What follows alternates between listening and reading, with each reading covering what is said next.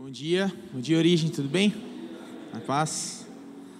Eu queria falar com vocês um assunto bem específico,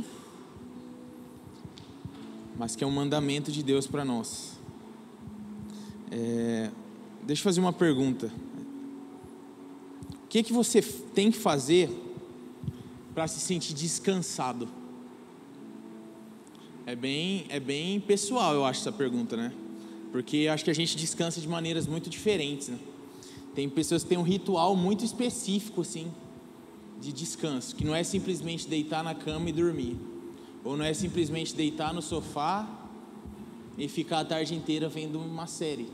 Tem pessoas que têm rituais diferentes, né? Então você pode talvez, cara, para eu descansar eu preciso pegar assim um sábado e dormir até acordar, sabe, sem despertador. É bom ou não é? Saudades disso, não existe mais. Ficar em casa de boa, vendo um filme, aquele filme que você gosta. Pegar para ver numa tarde só os 3 filmes do Senhor dos Anéis, olha que maravilha. Bom, hein? Tirar férias, viajar, ir para a praia, ficar em silêncio, contemplar a natureza. E por mais estranho que pareça, tem gente que precisa cansar para então descansar, né? Tem gente que só descansa se faz uma atividade física. Isso é muito engraçado, porque é paradoxal. Só que tem gente que descansa praticando atividade física. Isso vai te cansar, mas isso também vai te fazer descansar. A minha esposa, por exemplo, a Bela, ela tem um ritual muito específico para conseguir descansar. A casa tem que estar impecável. Se não tiver tudo no seu mínimo detalhe organizado, essa mulher não consegue deitar e descansar. Talvez, gente, a gente pensa assim, mas é muito fácil descansar. É só deitar, é só ficar deitado no sofá, é só ficar deitado na cama, é só dormir. Mas talvez com isso a gente conseguiria descanso físico, né? Para o nosso corpo. Mas o que a gente faz com isso aqui, ó? Com a mente, com os pensamentos. Será que é tão fácil descansar a mente? E mais profundo do que isso ainda, será que é tão fácil assim descansar a alma, os sentimentos e as emoções? Então, quando a gente fala de descanso no campo da teologia, a gente precisa considerar, no mínimo, esses 3 fatores. O nosso corpo, que obviamente a gente precisa descansar, por isso que a gente dorme todos os dias. E por favor, não caia na bobeira de fazer igual eu, de fazer a conta de quantos anos você passa da sua vida dormindo. Isso vai te deixar mal. Já parou para pensar? Se você dorme 6 horas por dia, faz isso vezes 70 anos. É muito doido, mas é alguma coisa do tipo 1/4 ou 1/3 da nossa vida a gente passa dormindo. Isso é assustador, gente. Mas quantas vezes a gente propôs para nós que a gente iria descansar e não conseguiu? Então, aquela tarde, sabe? Aquela tarde de domingo, né? Que é clássica. Domingo, à tarde é off total. Você fala, nossa, nesse domingo eu vou descansar. Vou fazer nada. Vou chegar em casa do culto, eu vou me jogar no sofá e eu não vou fazer nada. Só que acaba aquele domingo e parece que você se sente ainda mais cansado, porque não existiu descanso. Porque descanso não é se deitar ou não fazer nada. Descanso é algo muito mais profundo, quando a gente olha pelo olhar da Bíblia, pelo olhar da teologia. Eu quero refletir com vocês sobre isso hoje, sobre descanso. Será que é importante a gente falar sobre isso? Talvez você está pensando assim, caraca, eu saí da minha casa domingo de manhã para ouvir um cara falar 1 hora de descanso. Será que é importante a gente falar de descanso em 2025? Na pós-modernidade? A gente está num tempo, gente, que parece que é errado, vergonhoso, você dizer que não está cansado. Reflete comigo. Parece que é errado você não estar cansado.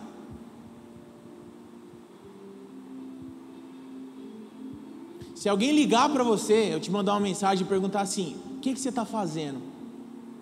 E você não estiver fazendo nada, provavelmente você vai inventar que você está fazendo alguma coisa. Por quê? Porque a gente está criando uma ideia de que de descansar, estar descansado, é errado, é vergonhoso. A gente tem uma resposta automática para toda vez que alguém nos pergunta: e aí, como que você está? E aí, como que estão as coisas? Que é o quê? Na correria. É mentira o que eu estou falando? Você nem reflete para responder, você só fala na correria. E às vezes você nem está na correria, mas você precisa mostrar para as pessoas que você está, que você é muito ocupado, que é inconcebível você não estar fazendo nada em algum momento do seu dia. E isso se tornou normal para nós, isso é o basal da nossa sociedade hoje. A gente está no tempo da performance, do alto rendimento, do ativismo, mas aí a gente vai e se depara com as Escrituras, com a Bíblia. E nas Escrituras existe um mandamento de Deus, que é o descanso. Na sua Bíblia aí você vai encontrar Deus te ordenando a descansar. E agora eu te pergunto, descansar é fácil? Se descansar fosse fácil, não precisava ser um mandamento, gente. Se descansar fosse fácil, Deus não precisaria ter ordenado para a gente descansar. Diante disso, eu te pergunto, qual foi a última vez que você descansou? Que você descansou o corpo, mas que você também descansou a sua mente, e você, mais do que tudo, descansou a sua alma. Quero que você abra sua Bíblia comigo em Mateus 11, 28. Diante dessas indagações do nosso tempo, do momento da história em que nós vivemos, existe um texto que pode nos ajudar muito sobre isso. Mateus 11, 28, quero ler com você. Vamos lá? Estou vendo os irmãos folhear a Bíblia. É bonito esse barulho, né? Da folha passando assim. É old school. Vamos lá então? Venham a mim todos vocês que estão cansados e sobrecarregados, e eu vos aliviarei. Tomem sobre vocês o meu jugo e aprendam de mim, porque sou manso e humilde de coração, e vocês acharão descanso para a sua alma, porque o meu jugo é suave e o meu fardo é leve. Vamos orar. Jesus, nós estamos cansados, Senhor, e por incrível que pareça, parece muito óbvio, mas nós não sabemos como descansar. Como nós precisamos do Senhor, Jesus. Por favor, nessa manhã, vem nos ensinar, vem nos instruir, vem nos exortar, Senhor, quanto ao descanso que nós só encontramos no Senhor, Deus. Nos ensina, Senhor, a importância de aquietar a alma, de aquietar a mente, de aquietar o corpo e estar com o Senhor, Pai. Em nome de Jesus, amém. Meus amigos, esse texto, Jesus disse isso para o povo judeu, e naquele tempo existiam muitos pesos e fardos que os judeus estavam carregando. O Império Romano, no tempo que Jesus disse isso, o Império Romano imperava sobre os judeus, e eles impunham sobre os judeus muitos pesos que os cansavam e os fadigavam. Como por exemplo, os romanos impunham sobre os judeus a cultura de Roma. Então, judeus, vocês precisam partilhar dessa cultura. Eles, além do que os romanos já impunham sobre eles, eles ainda tinham o peso que eles mesmos colocavam sobre eles. Por exemplo, cumprir a lei de Moisés, que a gente aqui em 2025 a gente já percebeu que é impossível, mas os fariseus ainda estavam tentando. Então assim, existia o peso ainda eu preciso cumprir a lei, eu preciso me esforçar para obedecer, eu preciso cumprir, e é algo impossível. E ainda tinha o farisaísmo, que era performance, que além de ter que lidar com algo que é impossível de fazer, você tem que mostrar para as pessoas que você consegue. Então assim, será que isso é leve? Você tem que lidar com uma lei que você não consegue cumprir, mas por fora você precisa mostrar que você consegue. E isso é esmagador. Jesus está dizendo praticamente isso para aqueles homens, ó, ei, não precisa carregar tudo sozinho não, divide comigo o peso. E eu paro para refletir sobre isso e eu percebo que existem tantos pesos que a gente nem precisava carregar e a gente está carregando hoje, agora, nesse momento. Se tem uma coisa que a gente é bom em fazer é carregar peso e fardo que a gente não precisava. A gente está num tempo que a gente está tão carente de aceitação, de reconhecimento, que a gente simplesmente desaprendeu a falar a palavra não. Você não consegue mais falar não, porque se eu falar não, o que ele vai pensar de mim? O que vão pensar de mim? Vão pensar que eu não dou conta, vão pensar que eu não sou bom o suficiente, vão pensar que eu não sou organizado, vão pensar que eu não consigo. E só de imaginar o que as pessoas vão pensar se você dizer não para algo, te faz dizer sim. Só que não dizer não, meu irmão, é esmagador. A gente não consegue mais dizer eu não dou conta, eu não consigo, isso não é para mim. E aqui parece que eu estou indo para um lado da derrota, né? Mas não é. A autoconsciência não é isso. Sabe, entender os nossos limites, as nossas limitações não é fraqueza, tá? Amém? E ter que dar conta de tudo sempre, gente, cansa demais. Não cansa apenas o corpo, mas cansa a mente também, cansa a alma, cansa as emoções e os sentimentos. E nós somos excelentes em criar problema para nós mesmos, né? Nós somos profissionais em colocar fardo sobre as nossas próprias costas. Mas nós somos melhores ainda em não deixar que Jesus tire os fardos que Ele quer tirar de nós. A gente é muito bom em colocar fardos sobre nós mesmos, mas a gente é melhor ainda em permitir que Jesus remova os fardos de nós. Quer um exemplo clássico, gente, do que eu estou falando? O tal do perdão. Perdoar o pai, perdoar a mãe, perdoar o irmão, e às vezes perdoar até você mesmo. Quantas toneladas você acredita que pesa um filho que não fala com seu pai? Qual você acha que é o peso que se leva nas costas de ter que sustentar uma vida na qual você, por orgulho, por uma ferida, você não conversa com seu pai? Quantas toneladas você acha que pesa isso nas costas de alguém? Qual é o peso você acha de alguém que pecou, que errou e não consegue se perdoar? Todo dia ele lembra do erro, do fracasso, do deslize. Qual é o peso que você acha que tem sentir inveja e sustentar essa inveja, gerar uma rivalidade dentro do seu coração quanto a outra pessoa? Isso é esmagador.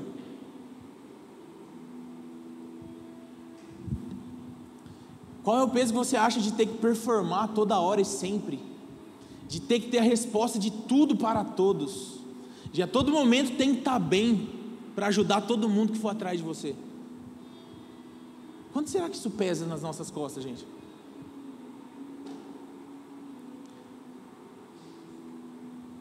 E a pergunta que eu faço para você é: quantas coisas que deveria já ter ficado para trás nós não temos carregado por tantos anos sobre as nossas costas?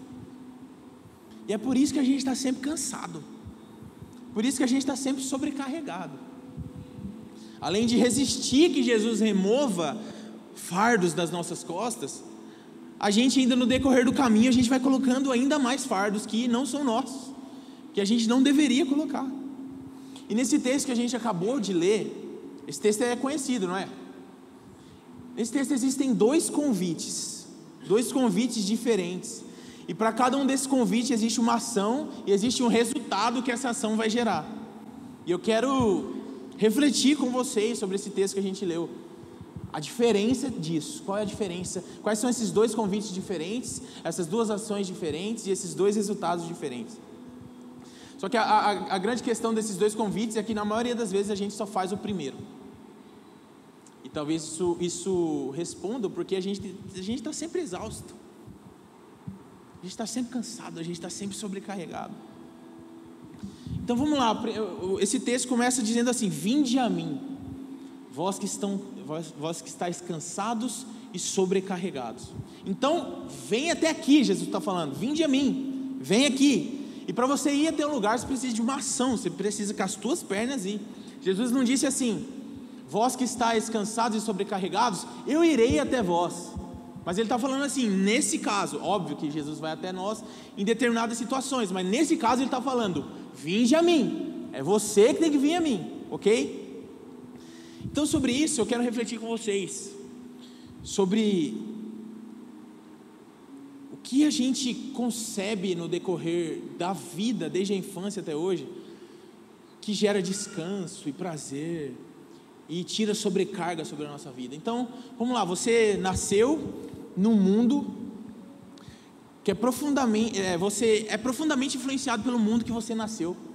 Então, pensa bem nisso, você não decide o continente que você nasce, você não decide o país que você nasce, você não decide o estado nem a cidade, você não escolheu a língua que você fala, você não escolheu se você ia crescer com um pai dentro de casa ou não, você não escolheu se a sua infância ia ter recursos mínimos, básicos, para suprir as suas necessidades.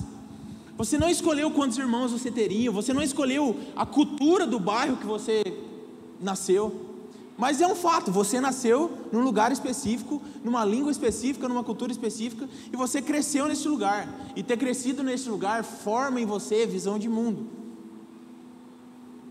E por ter vivido nesse lugar, você vai enxergar a vida de uma determinada maneira, você vai entender valores de uma determinada maneira, como que, por exemplo, é muito diferente do que, por exemplo, um japonês que mora em Tóquio.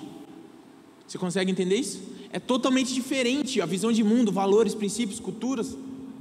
E você cresce ali, você cresce com seu pai, com a sua mãe, com seus familiares, irmãos, amigos, e no meio disso, da tua infância, eles vão te ensinando o que é a vida. O que é a vida? O que é sucesso? O que é alegria? O que é felicidade? Quais são as fontes? Ao que você deve recorrer? Quando isso acontecer, o que você deve fazer? Onde que você tem que ir atrás? Você foi crescendo e, mesmo que inconscientemente, aprendendo sobre isso e absorvendo das pessoas que te cercavam o que é a vida, o que é sucesso. E aí vão te falando assim, talvez aquela tia, né? Quem nunca, né? E aí, filho, já tá namorando? Cadê o namoradinho, né? Então, talvez para essa tia ter um sucesso é construir uma família, né? Começar a namorar, casar. Aí você vai encontrar outra pessoa, talvez um amigo, talvez um familiar, ou talvez seu próprio pai, vai dizer: e aí, filho, qual faculdade você vai fazer? Faz uma que vai te dar bastante retorno. E talvez a cosmovisão do teu pai, do seu familiar, dessa pessoa sucesso é ter uma carreira de sucesso, ter uma carreira grande, ser um CEO, ser um patrão, enfim.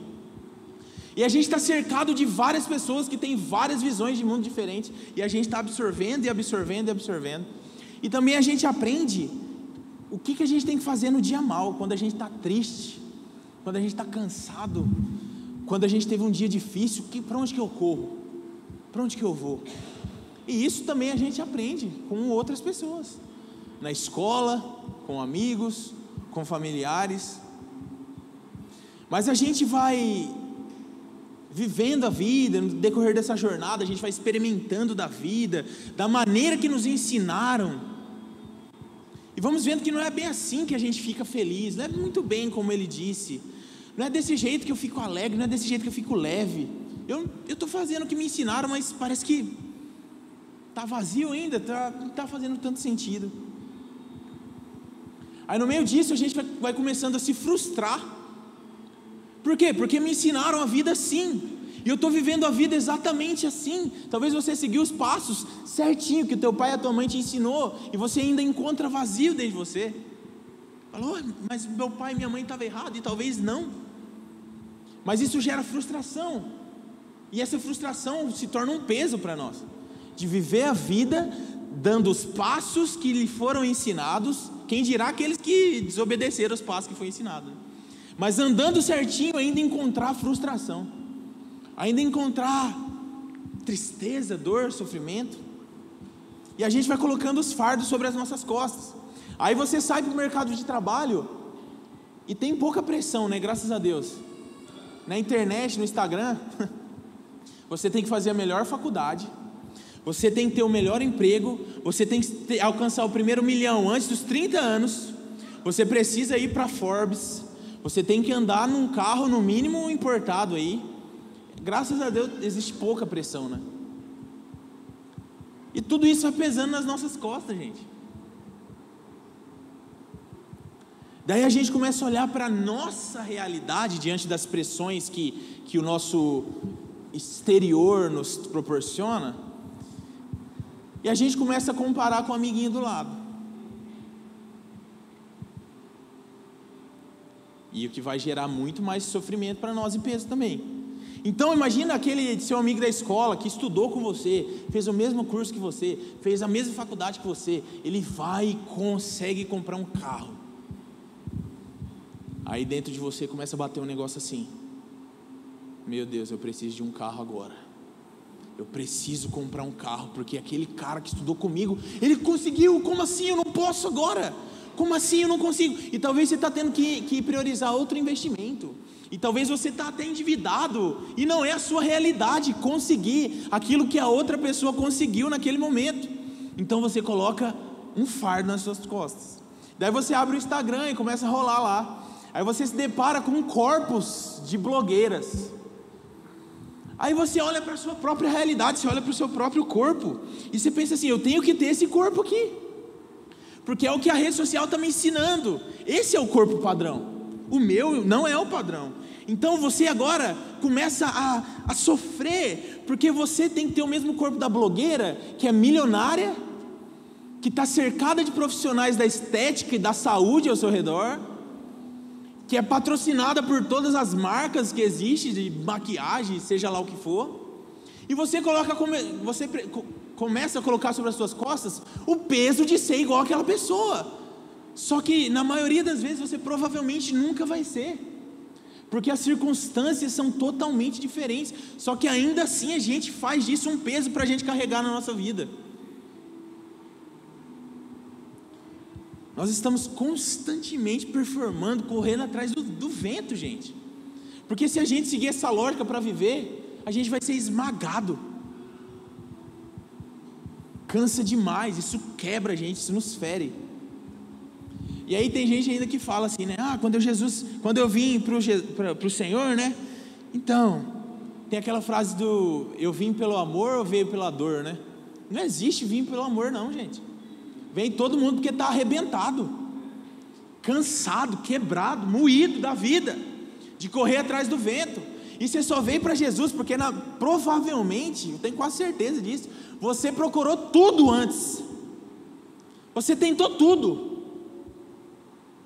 que te falaram que poderia te aliviar, te dar propósito e significado. Você foi atrás de tudo. Aí quando acabou todas as alternativas, aí você falou: nossa, vou ter que ir para Jesus, porque foi a única coisa que sobrou para a gente. Então não existe vir pelo amor para o Senhor, existe vir pela dor.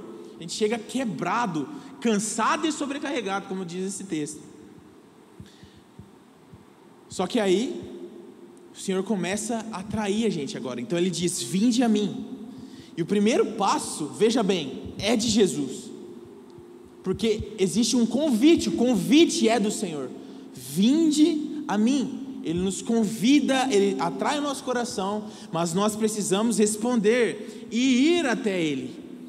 E quando chega o cansaço e a sobrecarga, a gente deve ir até Jesus. A gente não deve ir até o Instagram, scrollar lá, infinito e além, e quando chegar no final, reiniciar para começar do começo. Quando chega o cansaço e a sobrecarga, a gente precisa ir para Jesus e não para o doce, e não para a nossa comida preferida, em busca de alívio e de descanso. Quando bate o cansaço e a sobrecarga, é para Jesus que a gente tem que ir, não para pornografia, e não para masturbação, encontrar alívio e descanso. Quando bate o cansaço e a sobrecarga, não é para shopping que você tem que ir, fazer umas comprinhas para dar uma aliviada no teu estresse. A fonte de descanso e alívio é Jesus. Porque só Ele pode aliviar os nossos fardos, e não o que o mundo te ensinou, o que a tua família te ensinou, o que os teus amigos te ensinaram, o que a rede social te ensina hoje, o que a pós-modernidade te ensina.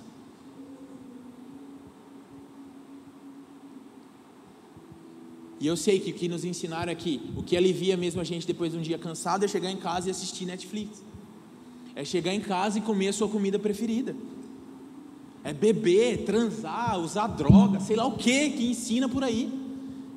E tem um monte de gente ensinando a como viver a vida, gente. E inconscientemente a gente absorve muito do que dizem pra gente. Por isso que a gente precisa, vez após vez, renovar a mente. Lembra lá do que Paulo diz em Romanos, renovação da mente? É necessário sempre, constantemente esse exercício. Porque nós somos como uma esponja, a gente vai absorvendo o mundo ao nosso redor. Só que nós precisamos renovar a mente que absorve tanta porcaria, tanta sujeira, tanta coisa que não presta para nós hoje. A gente precisa ficar com o que a Bíblia diz, e a gente vai para tanto lugar, a gente corre para tanto lugar antes de correr para Jesus, gente. Seja qual for a situação. Se aparece uma doença, a gente corre, a gente vai para o médico, óbvio. Você toma o remédio, você faz tratamento, você muda de médico, você vai em outra clínica porque aquela clínica você não gostou, e depois de tudo, quando parece que não tem mais solução, o que você faz agora? Ora. E se a gente invertesse a sequência? Não estou falando que você não tem que ir no médico, mas que tal você dizer assim: Jesus, apareceu uma doença aqui na minha vida, na minha família, na minha casa, e a gente está entregando isso aqui nas tuas mãos. E agora a gente vai fazer o que cabe a nós, humanamente. Só que você entende a diferença? Você entregou para quem pode mais primeiro. Jesus não foi a última solução, Ele foi a primeira. A primeira opção é Jesus.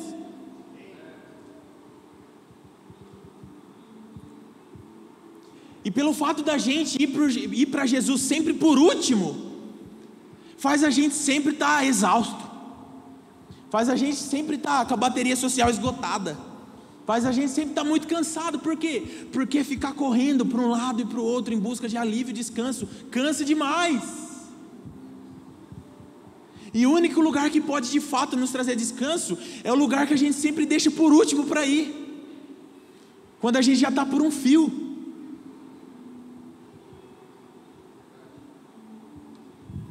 E agora, continuando o texto, Jesus diz: vinde a mim, vós que estáis cansados e sobrecarregados. E agora o resultado disso: eu os aliviarei.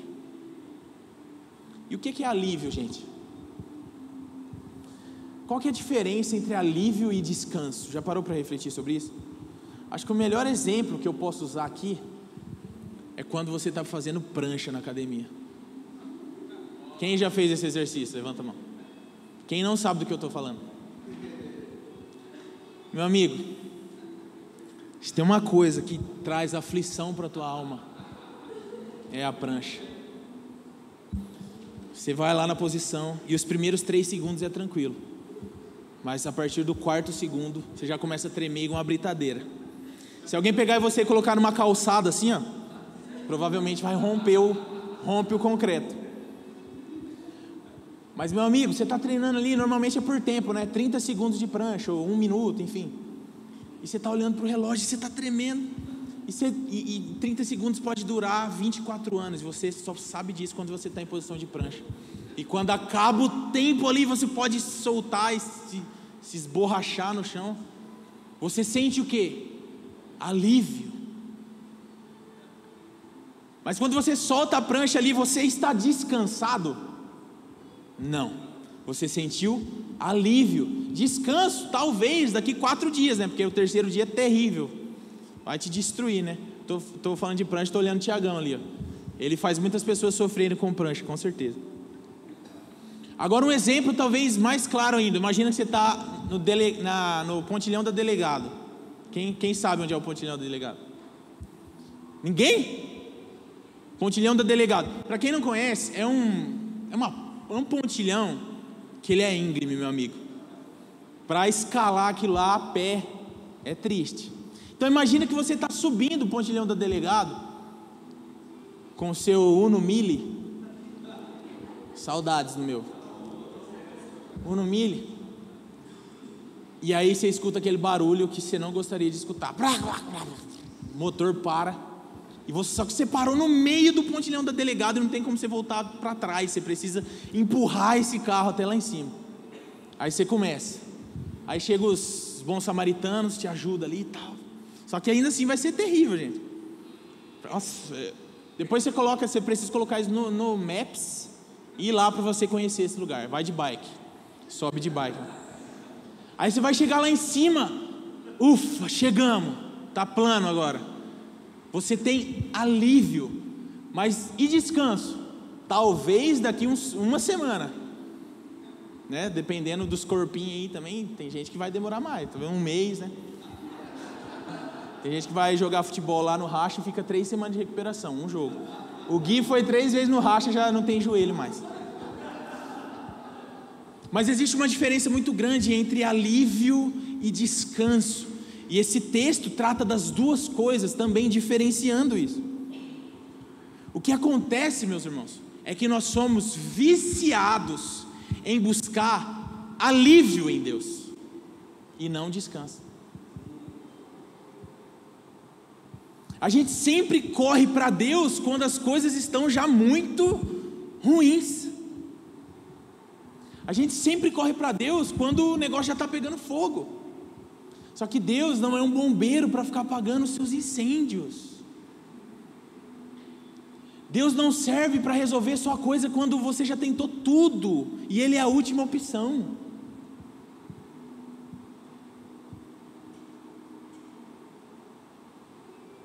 Acontece que a gente vai vivendo a vida, nos cansando, nos sobrecarregando, daí a gente ouve falar de Jesus que alivia os nossos fardos, as nossas angústias, os nossos sofrimentos.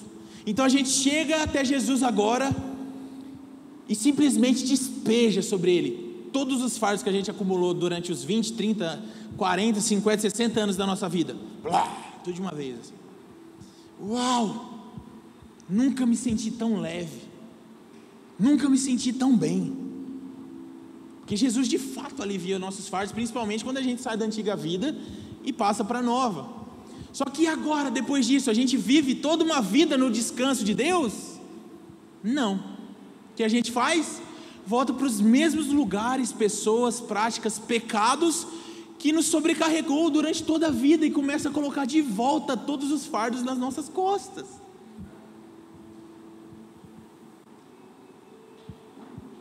E aí, sabe o que eu me lembro? Daqueles memes, não sei se já viu isso, um pedreiro fazendo uma calçada, ele está lá, já passou a massa, ele está passando o sarrafo para dar aquela nivelada assim, sabe?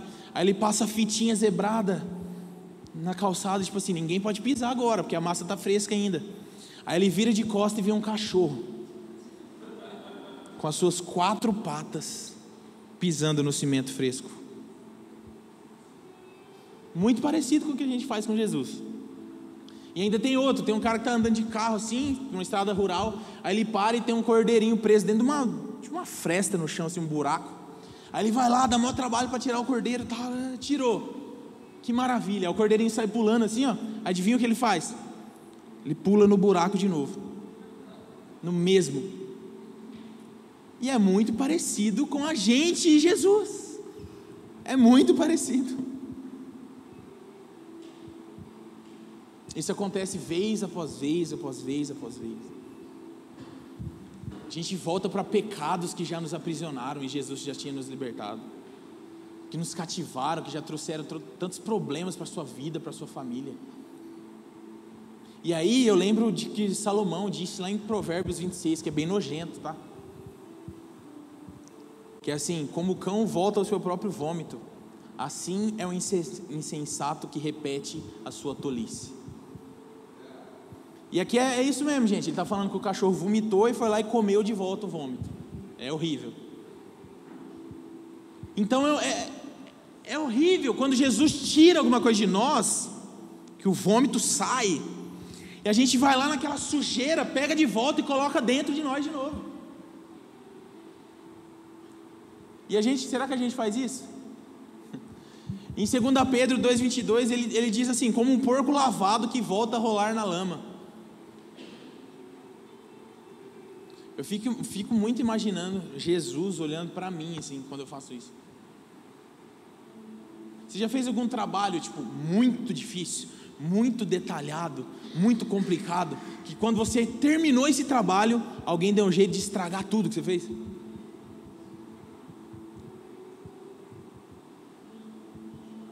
Isso é tipo quando Jesus alivia os nossos fardos, através da sua vida perfeita, sacrifício na cruz, morte e ressurreição, e a gente vai lá e começa a colocar tudo de volta nas nossas costas.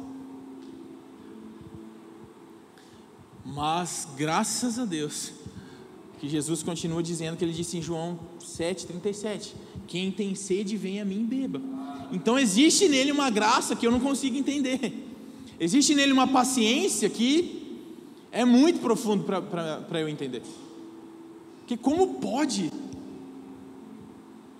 eu desfazer tanto o trabalho dele na minha vida, mas sempre tem lugar para voltar nele?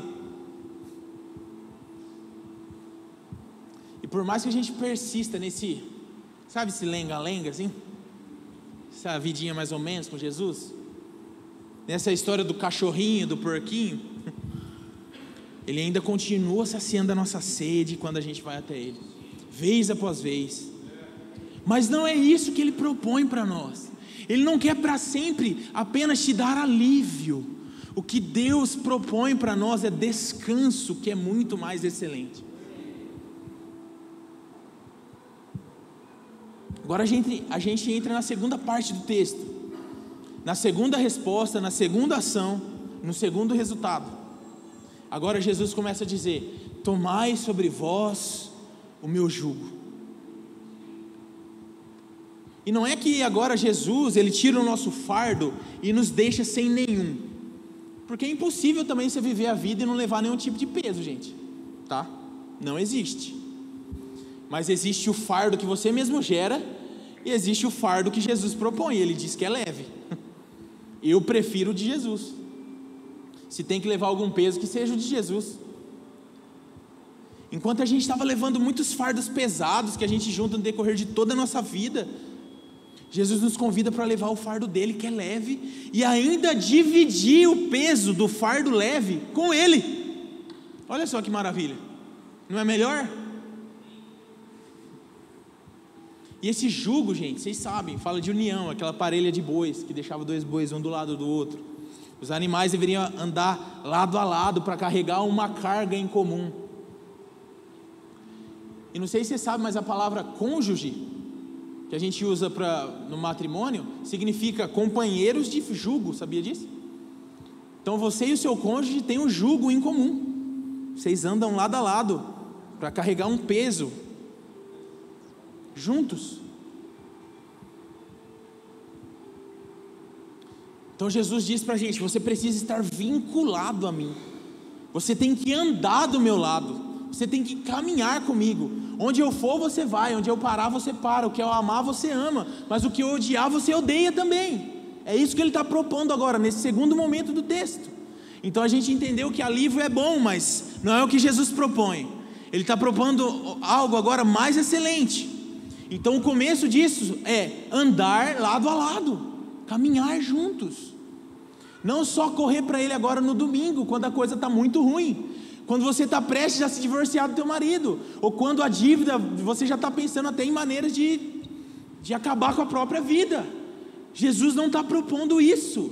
Ele propõe uma vida de descanso, e o começo de uma vida de descanso é andar com ele. E agora ele propõe uma jornada, não mais para sair do culto aqui leve. Nossa, como me faz bem no culto. Nossa, se no culto me faz muito bem, eu saio tão leve. É dia de agradecer, né? Vamos lá agradecer, é o dia de agradecer da semana. Eu saio tão leve, aí a semana é uma droga, aí você volta domingo de novo. Que Jesus, eu trouxe algumas toneladas para você, me deixa leve de novo. Essa é a nossa vida. Mas a proposta de Jesus não é para uma caminhada pesada. Andar com Deus não é pesado. Olha o que diz 1 João, capítulo 5, versículo 3. Projeta aqui para mim, por gentileza. 1 João 5, 3.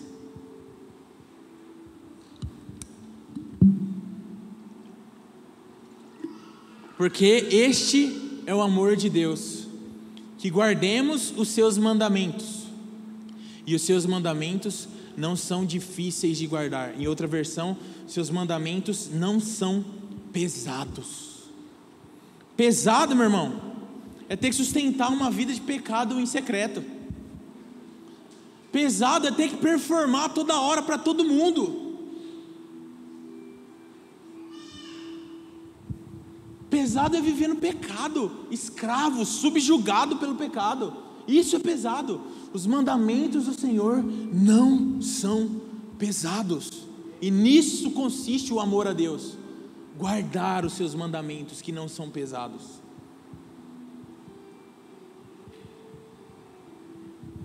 A gente precisa deixar Jesus libertar a gente de uma vez por todas, amigos. A gente precisa parar de se prender nas algemas que Jesus já soltou dos nossos pulsos. A gente precisa parar de se prender nas correntes que Jesus já quebrou de nós. Quantas vezes você está numa situação e você pede socorro do Senhor, e Ele vem, Ele intervém, Ele te liberta. É como se você estivesse acorrentado, Ele quebra essas correntes, Ele te liberta para andar e você vai. Só que aí você sente saudade do pecado, aí você volta. Sabe o que você faz? Você pega a algema e você mesmo prende no seu próprio pulso, de um lugar que Jesus já tinha te tirado. Por isso que a gente vive sobrecarregado, cansado. Sabe por que Jesus, Ele chegava para os enfermos e Ele falava assim, ó, o cara lá paralítico, Jesus chegava para ele e falava assim, ó, amigão, você quer ser curado? Alguém já teve estranheza com isso? Tipo, mano, não é óbvio. Por que Jesus perguntava para o cego, você quer ser curado? Claro, mano, o cara é cego. Mas por que Jesus chegava e perguntava, você quer ser curado? É porque se eles fossem curados, eles não poderiam mais mendigar. Eles não iam poder mais usar a deficiência deles de muleta agora, de desculpa. Eles não iam poder mais se fazer de vítima diante dos outros, porque eles foram curados. Não ia mais poder ser coitadinho. Se eles fossem curados, eles iam ter que ir, ia ter que romper. Se eles fossem curados, eles teriam que levantar e andar. E acontece que, às vezes, a gente não quer romper. Isso é estranho, mas é real. Às vezes a gente chega em episódios da nossa vida que a gente quer ficar abraçado no sofrimento. A gente quer ficar abraçado na dor. A gente não quer soltar a angústia. E Jesus chega para a gente e fala assim, Alisson, você quer ser curado? Dá para mim isso. Mas eu estou assim, não Senhor. Eu não quero perdoar. Eu não quero liberar perdão. E Jesus está do seu lado, você quer ser curado? Não, essa angústia eu não aceito. Por quantas vezes Jesus chega em nós e quer tirar alguma coisa que a gente não deixa Ele tirar, gente?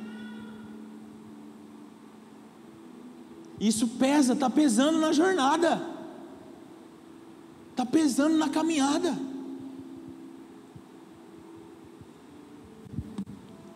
A gente vive em um tempo de muitas coisas, como por exemplo TDAH, TDA, ansiedade. E a minha carne deseja muito mais, eu estou falando do Alisson agora, depositar a responsabilidade dos meus erros e de tudo que eu faço em outra coisa, em outra pessoa. Eu quero sempre achar um culpado para o meu erro. E sabe o que eu já me peguei pensando? Nossa, seria bom se eu tivesse um trem desse, né?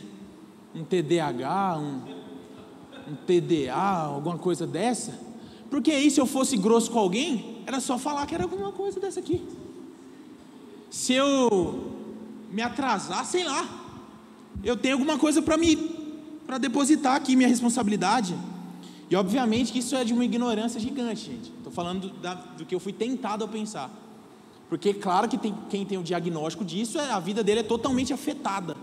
Mas eu estou dizendo, você entende como a nossa carne deseja imputar a responsabilidade sobre outra coisa, sobre outra pessoa, talvez sobre um problema, do que dizer, não, realmente, eu errei. Não, realmente eu fui grosso com você, perdão. Não, realmente eu me atrasei porque eu sou desorganizado mesmo. Mas a gente está sempre em busca de um culpado.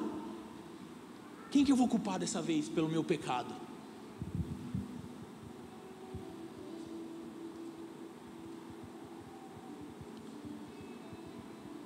Mas o evidente é o quanto a gente se agarra a coisas que Jesus quer nos curar, gente. A gente está agarrado em coisas que Jesus quer tirar da nossa vida. Ele está dizendo, querem ser curados, e a gente está brigando com Ele para Ele não tirar. Se você dizer para Jesus, Jesus, eu quero ser curado disso de uma vez por todas,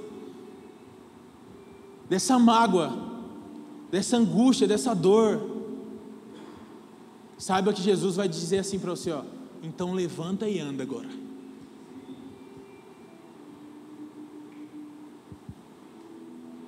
Depois disso não tem mais desculpa, gente. Jesus já te curou. Agora é ir. Agora é romper. Agora é continuar. E agora, seguindo o nosso texto base, Jesus diz, aprendei de mim.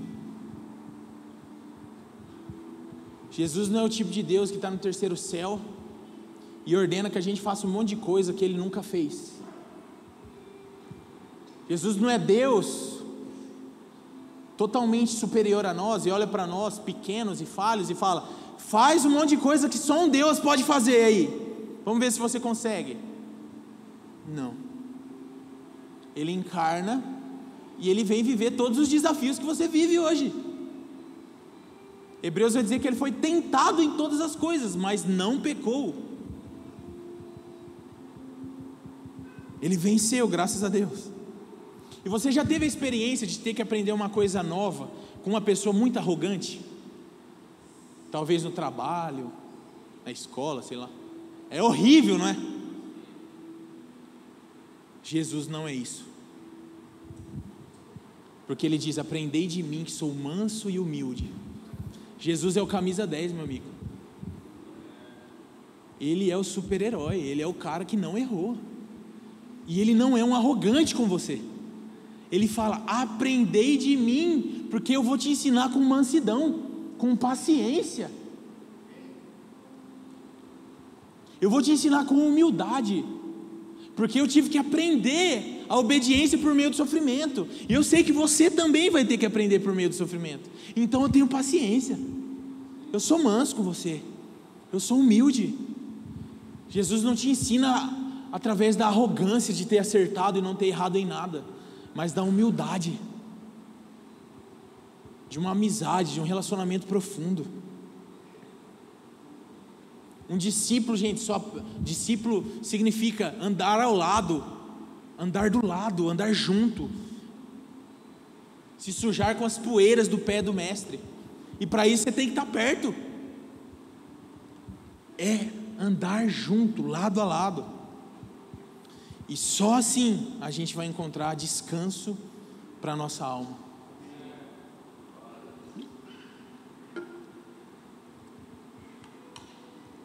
Nós já aprendemos a descansar o nosso corpo, né? Cada um se conhece, cada um tem o seu próprio ritual de descanso aí. Mas como que é esse negócio de descansar a alma, gente? Alguém sabe para me ensinar? Como que descansa a alma? Será que a alma dorme? Será que...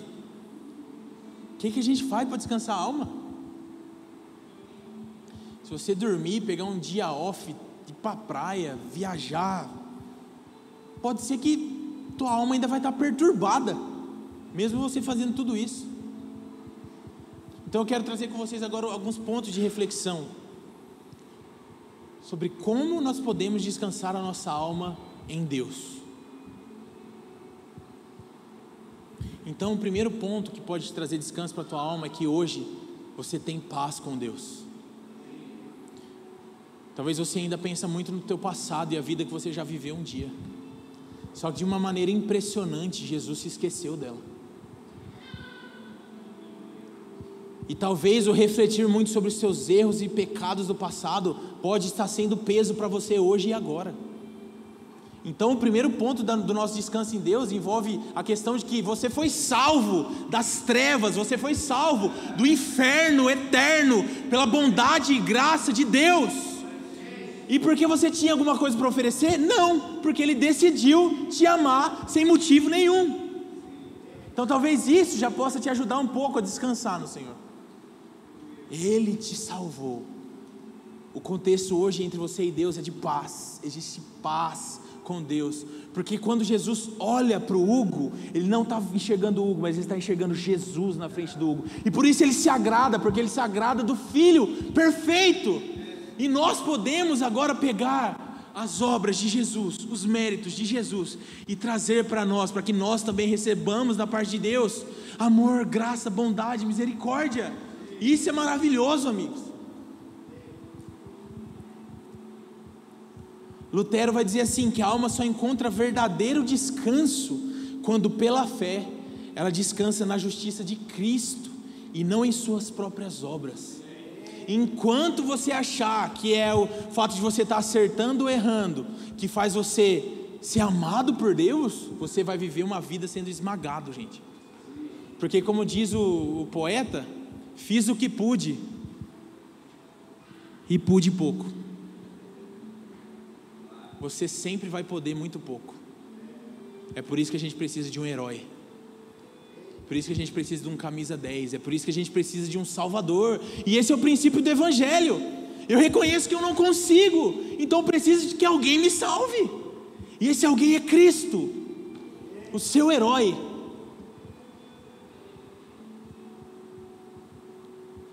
Jesus está convidando esses cansados e sobrecarregados, esgotados, seja pelo legalismo, pelo tempo que você teve que não conseguir cumprir a lei, mas ter que fingir que conseguia, mas também pelo peso do pecado. Ele está chamando a gente para descansar na sua graça, gente. O segundo ponto que a gente poderia dizer é um descanso como submissão à vontade de Deus. Isso está no tocante da santificação, porque tomar o jugo de Jesus está dizendo de uma caminhada, de um discipulado de perto, está dizendo de alguém que vai te ensinar de perto. Quem prefere aula presencial do que aula EAD? Jesus só dá aula presencial, meu amigo. Ele está formando o teu caráter. Então o teu hoje, o que você faz agora, se você antes foi salvo, está submetido não mais à tua vontade agora, mas à vontade de Deus. E a vontade de Deus é perfeita, boa, perfeita e agradável. Isso é o nosso dia a dia na santificação com o Senhor. Todos os dias a minha vontade sendo moldada pela dele. Isso pode nos ajudar a descansar. John Owen vai dizer assim, que o descanso da alma não é inatividade. Eu não estou falando que a gente vai ficar com o braço cruzado agora para sempre, só esperando Jesus fazer tudo.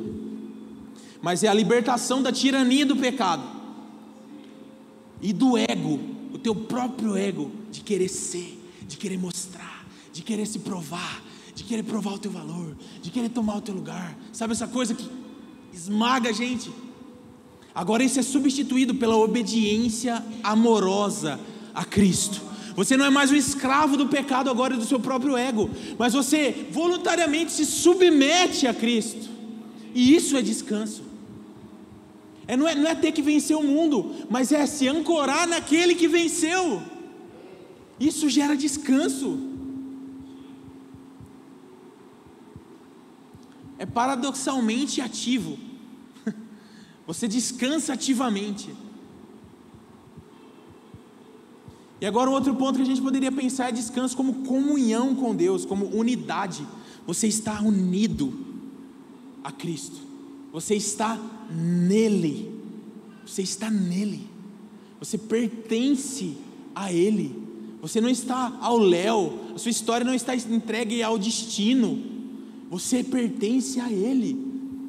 Agostinho vai dizer assim: fizeste-nos para Ti, Senhor, e o nosso coração está inquieto até que descanse em Ti.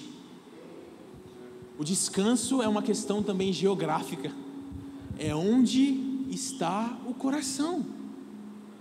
O quão distante está o teu coração do refúgio do Altíssimo? O quão distante está o teu coração daquele que te formou, aquele que arquitetou tudo o que você é? É só Ele pode te trazer descanso, porque Ele é a pessoa que te visitava no útero da tua mãe, quando você era um amontoado de células vivas, Ele já escrevia a tua história. Então, como esse ser pode ser o último da nossa fila?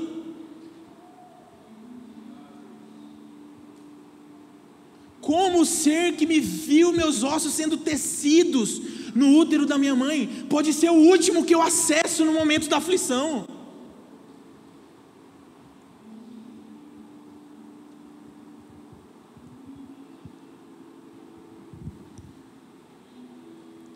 E agora nisso a gente não trabalha mais para Ele, a gente trabalha com Ele, lado a lado, no jugo, igual, de humildade,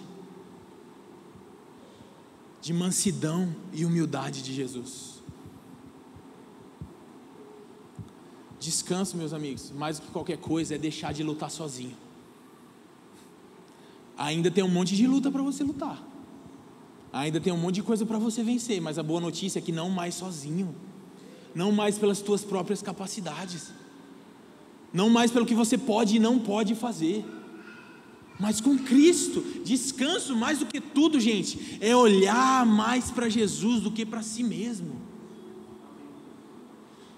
é esperar mais nele do que de si mesmo, porque Ele é muito mais bondoso que você, porque Ele é muito mais sábio que você, Ele é muito mais santo que você, Ele pode muito mais do que você, e é esse ser, Jesus, que te chama para andar do lado dEle, desfrutando dos méritos dEle, das vitórias dEle. A banda pode subir.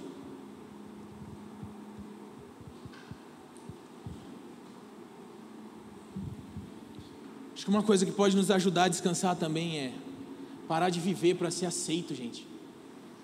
Parar de viver para ser amado pelos outros. Acho que a vida cristã precisa partir de um epicentro, que é: eu sou amado por Deus. Tudo que a gente faz na vida cristã precisa partir desse ponto.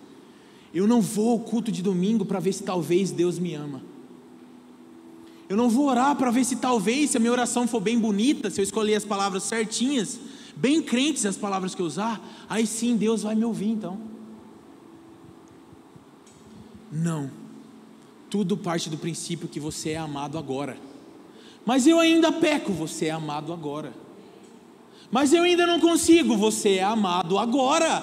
E é o amor de Jesus, é se deixar ser amado, que arranca de você o pecado. É o se deixar ser tocado por Ele, que arranca de você o mau caratismo.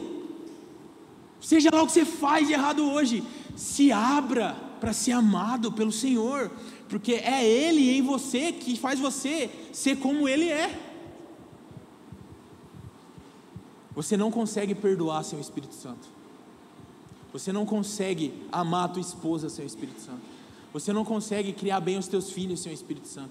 Você não consegue ser um bom profissional sem o Espírito Santo. Você não consegue ser um bom amigo sem o Espírito Santo. Você precisa dele, você precisa de um Salvador, porque senão você vai ficar se esforçando e subindo o Everest todos os dias com a tua própria força. Mas eu tenho uma notícia para te dar: você não consegue. Por isso nós precisamos de Jesus. Por isso o Evangelho é uma boa notícia, meu amigo. Já parou para pensar por que o Evangelho é uma boa notícia? Porque é uma notícia que a gente não consegue. E a boa notícia é que Jesus já conseguiu. Ele já venceu. E agora Ele me chama para andar do seu lado. Uma vida de leveza, de descanso. Eu não preciso mais chegar para vocês, meus amigos, descer daqui e começar a falar um monte de coisa bonita e teológica e filosófica para tentar ver se vocês me admiram. Porque Jesus já me ama. Eu não preciso agora tentar que todos me aplaudam, que todos me amem, que todos me admirem, porque o meu coração está descansando no amor dele. Eu descanso porque ele já me ama, porque ele já me salvou. Ele não vai me salvar, ele já me salvou agora. Então eu posso viver uma vida mais leve. Eu posso nele, em Cristo. Para fechar, eu quero ler um salmo com vocês. Quero que projeta aqui para mim Salmos 37 na NAA, tá? A partir do versículo 3, Salmos 37, 3. Vamos ler isso aqui junto, gente. Confie no Senhor e faça o bem. Habite na terra e alimente-se da verdade. Agrade-se do Senhor e Ele satisfará os desejos do teu coração. Entregue o seu caminho ao Senhor. Confie nele e o mais Ele fará. Fará com que a sua justiça sobressaia como a luz e que o seu direito brilhe como o sol ao meio-dia. Descanse no Senhor. Descanse no Senhor e espere nele. Espere nele. Não se irrite por causa daquele que prospera em seu caminho. Amém, é isso. Descanse no Senhor. Espere nele, não na circunstância certa. Espere nele, não se aquela pessoa olhar para mim, talvez a minha carreira vira. Se aquela pessoa me perceber, talvez as coisas vão melhorar para mim. Espere nele, descanse nele. Não se irrite com aquele que prospera em seus caminhos. Para de se comparar. Descanse no fato de que você já é amado agora, de que você é salvo agora, e viva a partir dessa verdade, em leveza, em alegria, em nome de Jesus. Vamos colocar de pé, vamos orar.